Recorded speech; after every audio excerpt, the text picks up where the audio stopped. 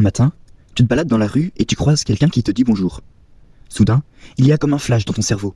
Tu as l'impression d'avoir déjà vécu cette situation, dans un rêve ou dans la réalité. Ce phénomène t'intrigue et tu en parles à un ami pour savoir si tu es le seul à ressentir ce genre de situation. Or ton ami te répond que non, lui aussi a déjà eu ce sentiment de déjà vu, de déjà vécu. Le sentiment de déjà vu est une expérience intrigante et souvent mystérieuse, qui peut être décrite comme la sensation d'avoir déjà vécu une situation ou un événement précis, même si cela semble impossible. Ce phénomène a fasciné, comme toi, les chercheurs et les scientifiques depuis de nombreuses années et continue de susciter un intérêt considérable. Sur le plan scientifique, le déjà-vu est encore mal compris et demeure un grand sujet de débat. Plusieurs théories ont été avancées pour expliquer cette sensation étrange.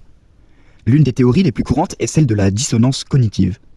Selon cette théorie, lorsque nous vivons une situation qui ressemble étroitement à un souvenir antérieur, notre cerveau peut entrer en conflit entre l'expérience actuelle et notre mémoire. Ainsi, la perception d'une expérience actuelle peut être influencée par la mémoire lors de cette dissonance cognitive. Cela crée une sensation de déjà-vu, où notre cerveau essaie de résoudre cette dissonance. Une autre théorie sur le plan scientifique suggère que le déjà-vu pourrait être dû à des problèmes de transmission d'informations dans le cerveau. Normalement, lorsque nous traitons de nouvelles informations, elles passent par différentes régions du cerveau, y compris l'hippocampe, qui joue un rôle crucial dans la formation de la mémoire.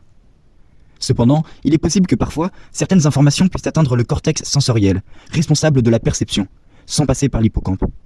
Cela pourrait donner l'impression que nous avons déjà vécu cette expérience, puisque notre cerveau perçoit les informations comme des souvenirs, plutôt que comme des informations sensorielles fraîches. Outre ces deux théories scientifiques, il existe également des explications plus spécifiques sur certaines formes de déjà-vu. Par exemple, le déjà-vu, déjà visité. C'est une variante où l'on a la sensation d'avoir déjà visité un endroit précis, bien que cela soit impossible. On pense que cela pourrait être dû à des similitudes frappantes entre la situation actuelle et un lieu antérieur que nous avons réellement visité, même si les détails peuvent varier légèrement. Un autre exemple est le déjà-vu rétroactif, où l'on a l'impression d'avoir déjà vu ou vécu quelque chose avant même que cela ne se produise réellement. Cette forme de déjà-vu est souvent associée à des rêves prémonitoires ou à des sentiments de prédiction, mais sa véritable explication reste très mystérieuse.